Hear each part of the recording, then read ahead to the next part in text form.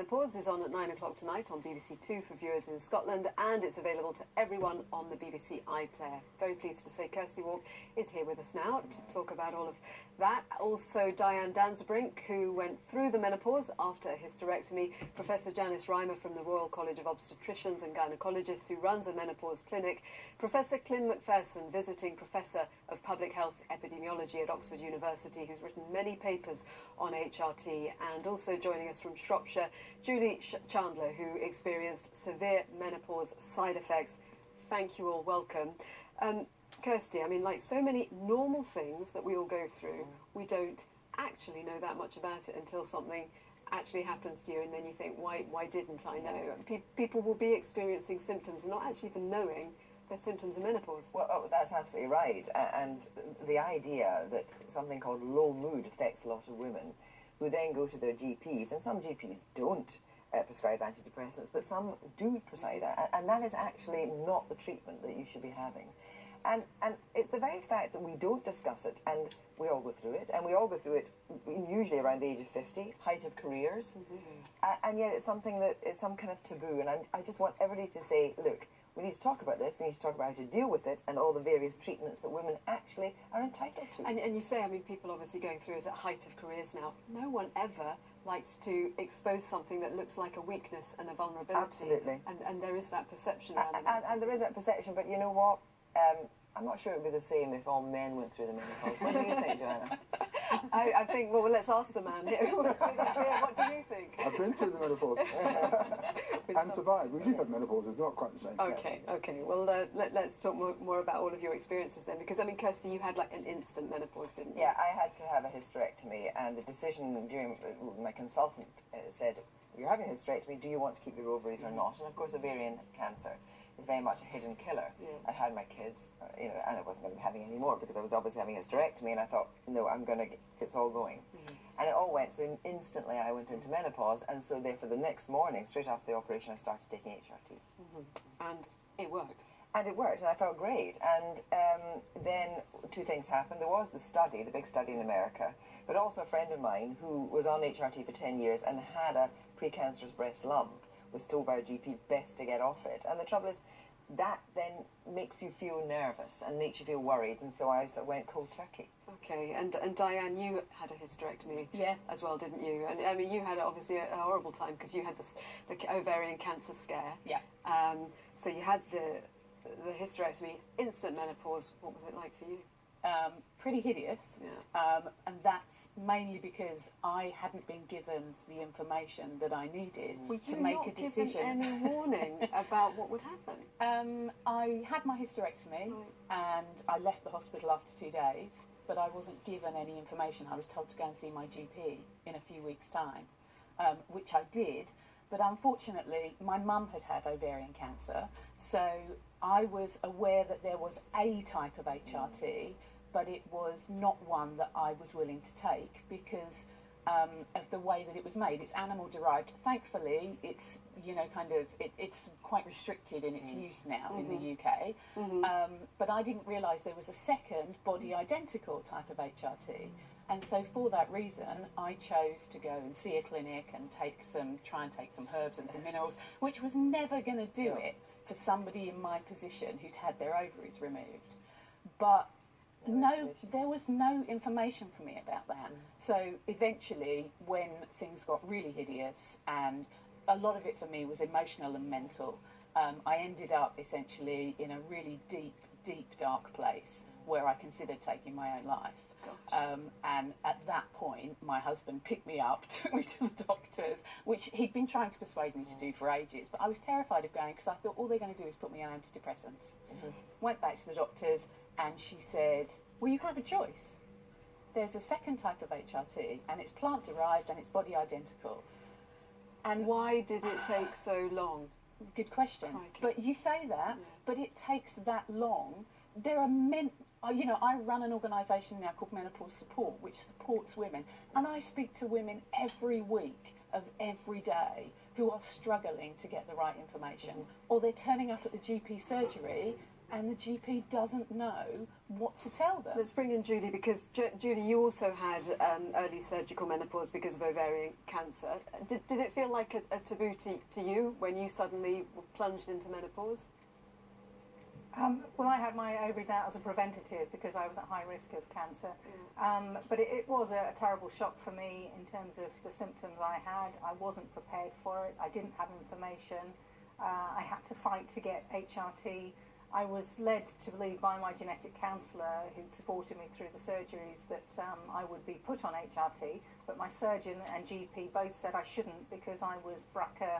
I had BRCA2 positive genes, so I was at high risk of breast and ovarian cancer, and they said no way. But like some of your other guests, the symptoms I had were just unbelievable. There was no way I could function as a normal, professional woman going about her life without some sort of help. And having tried everything else out there, again, like one of your guests in the studio, there was nothing else that was doing anything to help the symptoms, and I just needed something serious that was going to help me, and finally I managed to get on the HRT, which just put everything right and back to normal again.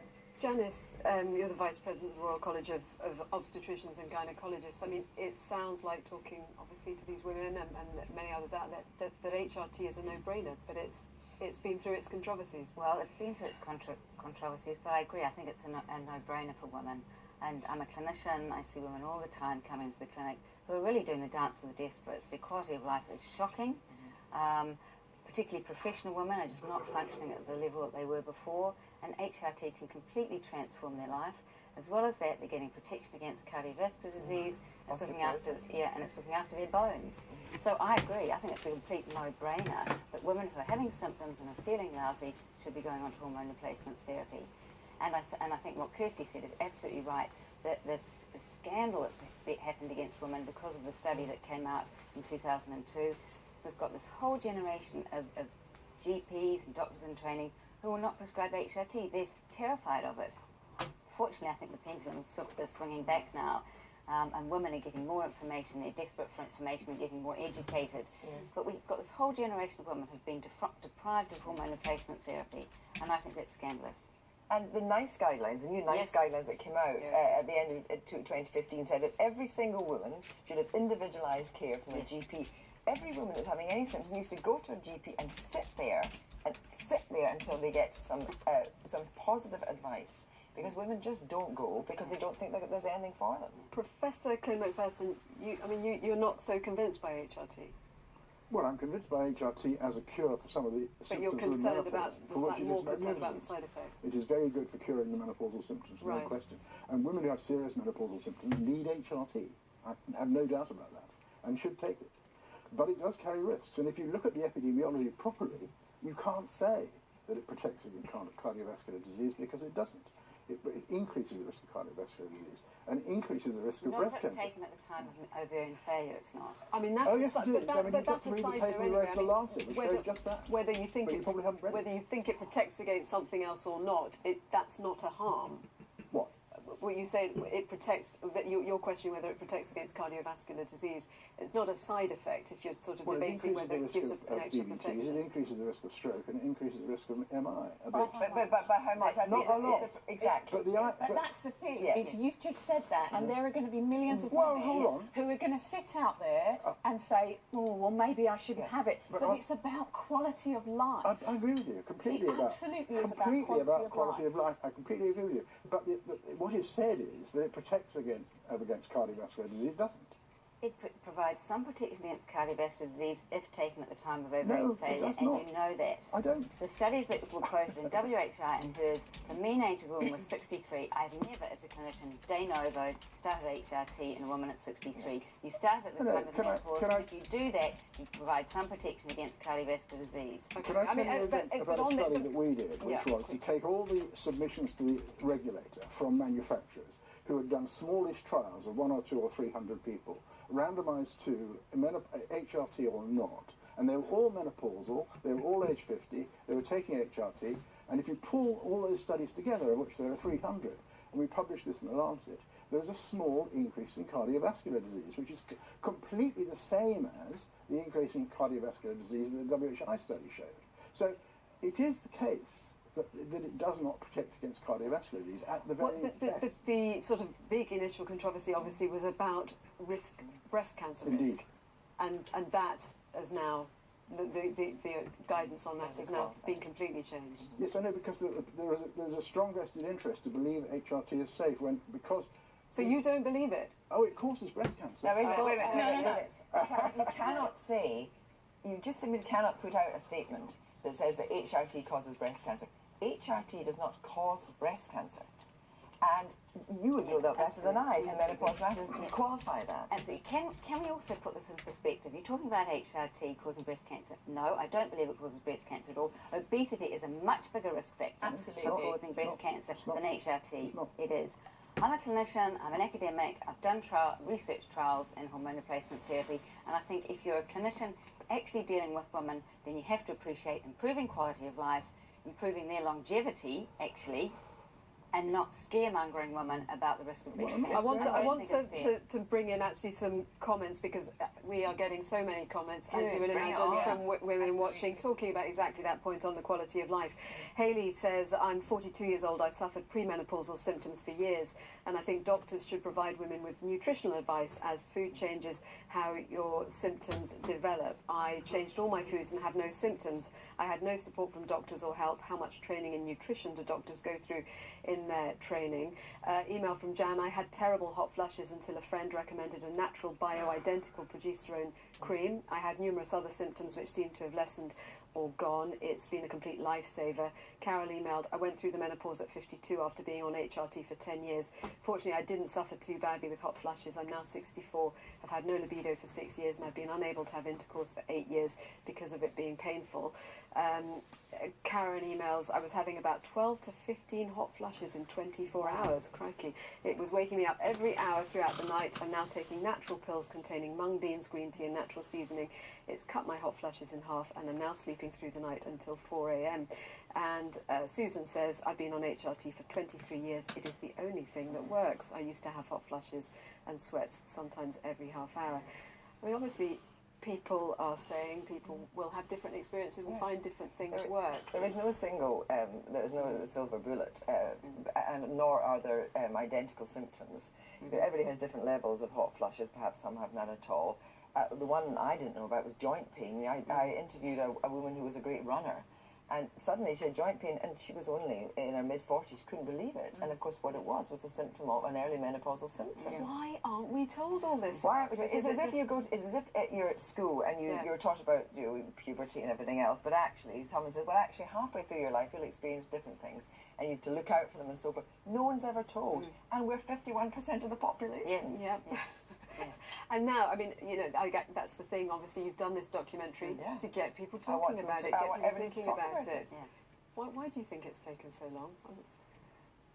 Is this a male-dominated world we're dealing in? I don't know. But it's right, the education in schools and universities and whatever, we just don't talk enough about the menopause, and it's a terrible thing. Do we self-police a bit in, what we were saying earlier about the fear of revealing something about yourself that might be taken as a weakness? Oh, absolutely. Yes. You are menopause. Pregnancy that's brain, the line. All that. Those different. And also the fact is that some women have these huge mood swings. Senior colleagues of mine talked about the fact that they had this red mist descends, and their family was terrified, and they couldn't control it, which is so debilitating.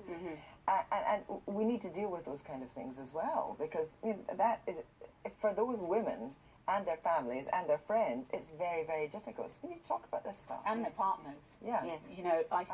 I've spoken to men who, they will say, I think my wife, the thing you always hear is, I think my wife's going mad. Yeah. And of course she's not going mad. In the attic. Absolutely, she's not going mad, but perimenopausal symptoms are very often mental and emotional. Yeah. It's not flushes.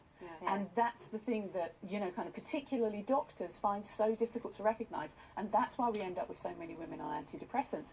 But for families, for couples, for relationships, libido changes, nobody wants to talk about lack of sex drive, and that's a huge part of this, kind of this whole puzzle. And if we talked about it earlier, kids could help their mums. Yes, exactly. Yes, that's very much what I had, because I didn't realise that my mother was going through an early menopause at 46 when I was 16.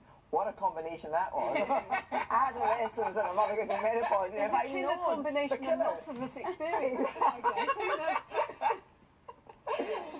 But you're right. I mean, it's good to talk. That's the thing. It really is. Yeah, Yeah. And we've got people talking at home as well, getting in touch with us on it. So thank you. Documentary tonight. Tonight, 9 o'clock, BBC1 Scotland and the iPlayer, and we don't know what day the network transmission is yet. All right. Thank you very much, all of you. Thank you. And